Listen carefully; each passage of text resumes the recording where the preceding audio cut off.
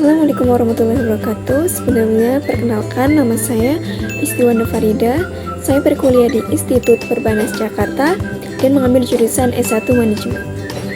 Pertama-tama saya ucapkan terima kasih banyak kepada Bapak Dr. Stefanus M.S. Sadana MSI yang telah memberikan saya kesempatan untuk menyampaikan materi tentang perencanaan dan pengembangan sumber daya manusia dengan topik Employee Engagement Strategy. Oke, baik, langsung saja kita masuk ke pembahasan materi.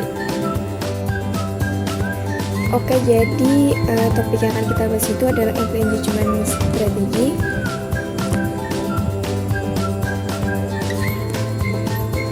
Dan ada 5 keywords dalam pembahasan kita kali ini. Yang pertama adalah karyawan, yang kedua strategi keterlibatan, yang ketiga lingkungan kerja, yang keempat kepemimpinan, dan yang terakhir adalah manfaat keterlibatan.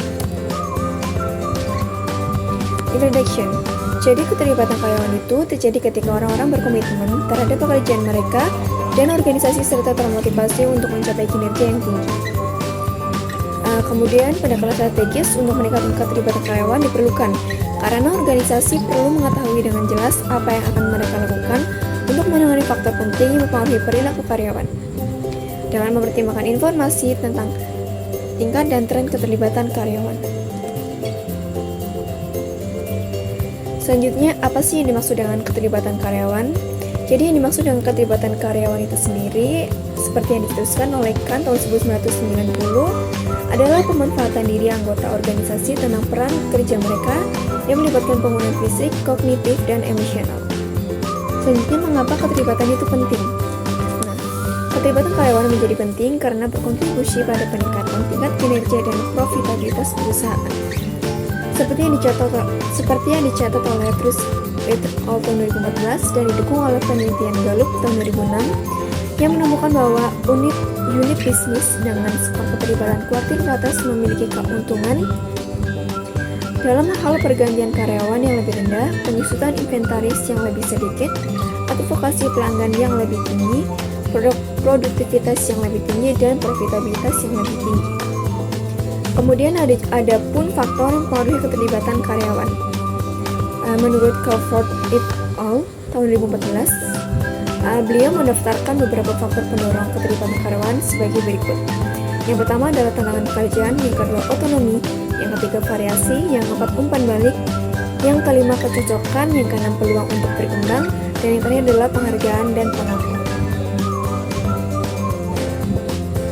Oke, jadi di sini itu ada 5 strategi for better employee engagement. Yang pertama itu adalah komunikasi adalah kunci. Kenapa komunikasi adalah kunci?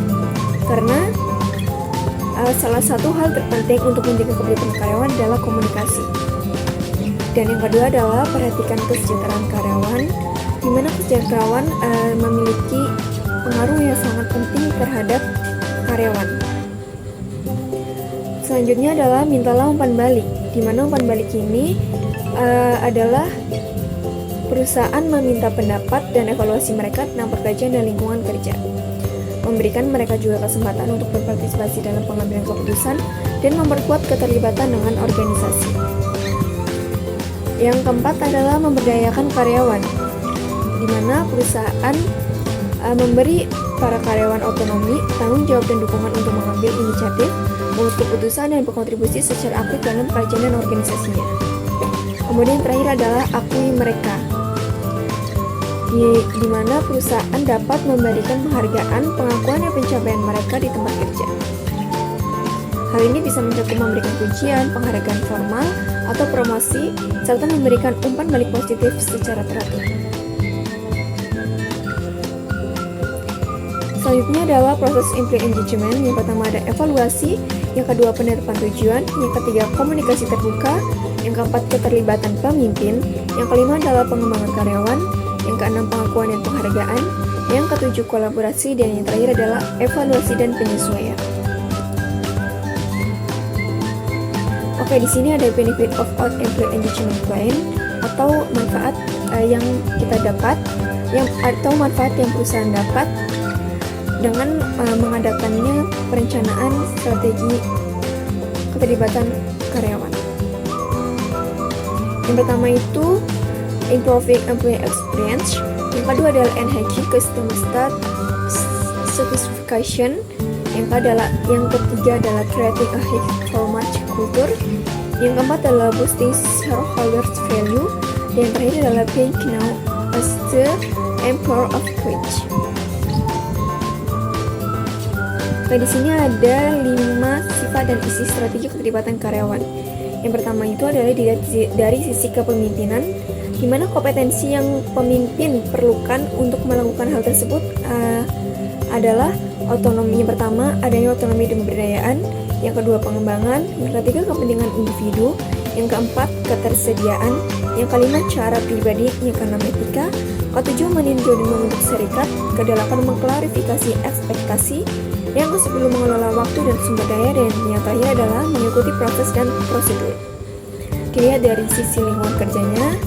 Jadi lingkungan kerja mempengaruhi keterlibatan karyawan dengan menciptakan kondisi yang mendukung, mendorong, dan juga menginspirasi. Kemudian dilihat dari desain pekerjaan. Strateginya adalah mendorong, membimbing, dan jika perlu melatih para pekerja lini tentang cara meningkatkan keterlibatan kerja dengan merancang atau memodifikasi pekerjaan yang memenuhi persyarat untuk memberikan tantangan, otonomi, dan variasi. Kemudian adanya peluang untuk pertumbuhan pribadi, yaitu merujuk pada kesempatan yang diberikan kepada karyawan untuk mengembangkan keterampilan, pengetahuan, dan pengalaman mereka baik secara profesional maupun secara pribadi. Kemudian yang terakhir dilihat dari sisi manajemen kinerja, di mana kegiatan manajemen kinerja yang terdiri dari definisi peran, perencanaan kinerja, dan pengembangan pribadi, keterlibatan bersama dalam memantau kinerja, dan umpan balik. Semuanya dapat meningkatkan keterlibatan. Oke, di sini ada best practice.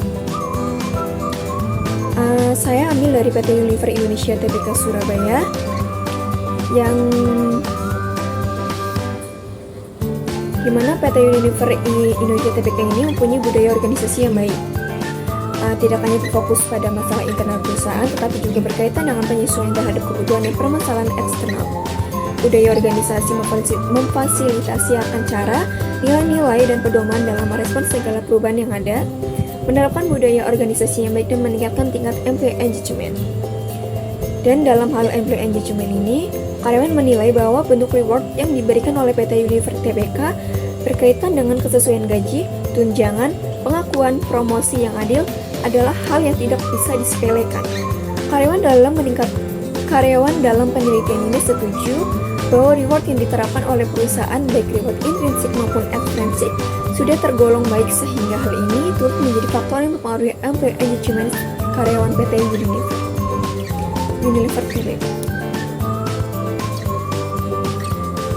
Oke, jadi di sini itu ada video yang nanti linknya akan saya cantumkan di deskripsi grup. Kita akan lanjut dalam pembahasan integrasi prinsip keberlanjutan dan keterlibatan karyawan dalam perencanaan dan pengembangan SDM.